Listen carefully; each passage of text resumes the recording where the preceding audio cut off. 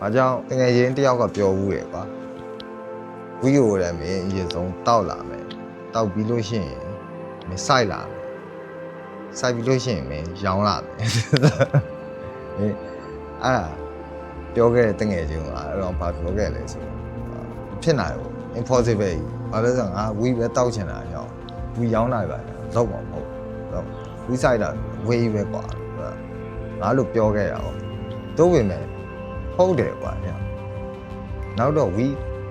တန်ငါတို့ပထမဝီတောက်တယ်ကွာတောက်ရဲကနေပြီးတော့ဝီစိုက်ချင်လာဘာလို့စိုက်ချင်လာလဲဆိုတော့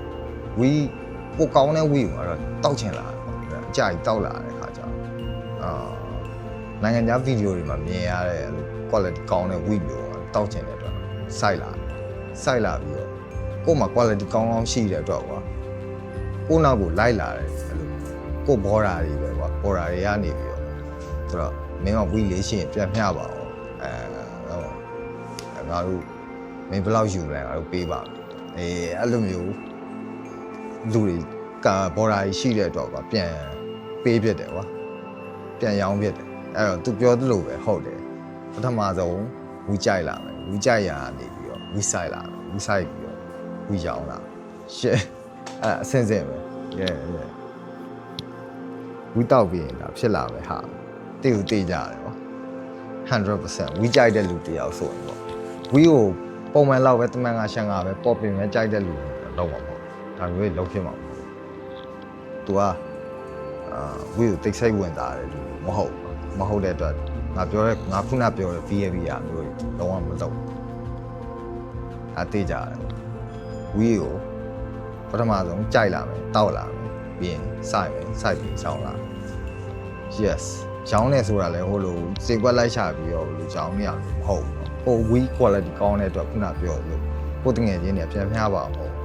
မင်းတောင်းကျင်လောက်တောင်းအောင်ငါတို့ပေးမှာအဲ့လိုမျိုးလာဝယ်တာကွာ customer ကိုစီလာ no customer လိုက်ရှာနေအောင်မဟုတ်အဲ့လိုအခြေအနေမျိုးမှာချောင်းပြကြတယ်ကွာဘာလဲဆိုကိုမှလည်းဝီရညားနေရအောင်ညားနေကိုတယောက်တည်းတောက်ဖို့ထက်အများကြီးပို့ရှိရင်တော့ဒီလိုင်းကပြန်ချောင်းဖြစ်မှာပဲဒါပုံမှန်ပဲကိုမှတက်100 gram ရှိရဆိုပါတော့သူကလိုချင်တာ5 gram လောက်ပဲကွာဟုတ်ပါကို100 gram လေးယူတဲ့ကနေ5 gram လောက်ဖက်အောင်လိုက်တာဘယ်တော့မှမဟုတ်ဘူးအဲ့လိုမျိုးဆိုရင်ချောင်းပြတာပဲသူကအဲ့လိုမျိုးပြောတာပေါ့ဒါ behavior တွေကဆက်ဝိ behavior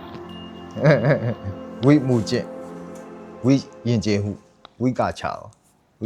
လို့မျိုးတော့အဲ့တော့ငါတို့ရန်ကုန်မှာအဲ့လိုမြန်မာပြည်မှာတွေ့ခဲ့တဲ့